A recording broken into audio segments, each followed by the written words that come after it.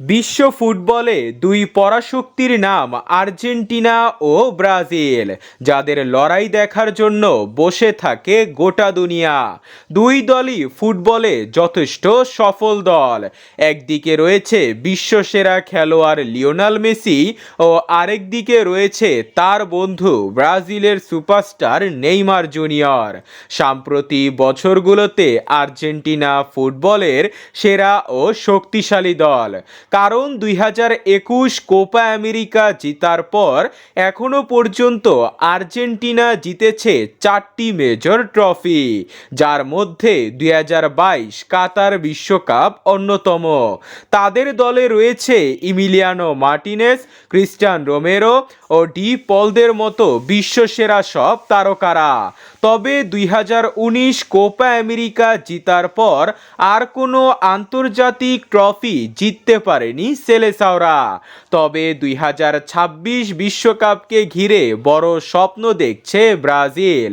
তবে তাদের এই স্বপ্নের বড় বাধা হয়ে দাঁড়িয়েছে আর্জেন্টিনা, কারণ বিশ্ব চ্যাম্পিয়নদের সাথে পেরে না উঠলে তারা পরবর্তী রাউন্ডে যেতে পারবে না। আর কয়েকদিন পরই আবারও মাঠে নামতে চলেছে ব্রাজিল, যেখানে তাদের মুখোমুখি হতে হবে চিরপ্রতিদ্বন্দ্বী আর্জেন্টিনার বিপক্ষে। এই আর্জেন্টিনাকে হারানো ব্রাজিলের জন্য এখন বিশ্বকাপ জেতার সমান, কারণ 2019 সালের পর এখনো পর্যন্ত যেমন কোনো ট্রফি জিততে পারেনি ব্রাজিল, ঠিক তেমনি আর্জেন্টিনাকেও তারা হারাতে পারেনি। শেষ 4 দেখায় 3বারই তারা হেরেছে। আরও অবাক করা বিষয় হচ্ছে, একবারও আর্জেন্টিনার জালে বল জড়াতে পারেনি ব্রাজিল, উল্টো 3টা খেয়েছে তারা।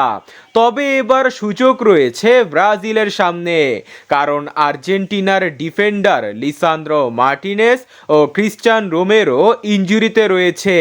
তারা সামনে ব্রাজিলের বিপক্ষে ম্যাচকে সামনে রেখে দলে নাও থাকতে পারে। আর থাকবে নিকোলাস অটামেন্ডি, যার বয়স হবে 37 ছুঁই ছুঁই। তিনি ভালো পার্টনার ছাড়া তেমন কিছু করতে পারবে না। ডর্টমুন্ডের মার্কো সেনসিও ইনজুরিতে রয়েছে, তাই তাদের ডিফেন্স এবার যথেষ্ট দুর্বল হবে। এই ডিফেন্সের সদ্ব্যবহারই করতে হবে ব্রাজিলকে। ওদিকে ব্রাজিলে ফিরছে নেইমার জুনিয়র, আর নেইমার, ভিনিসিয়াস জুনিয়র ও রাফিনহাদের নিয়ে শক্তিশালী অ্যাটাক হবে ব্রাজিলের।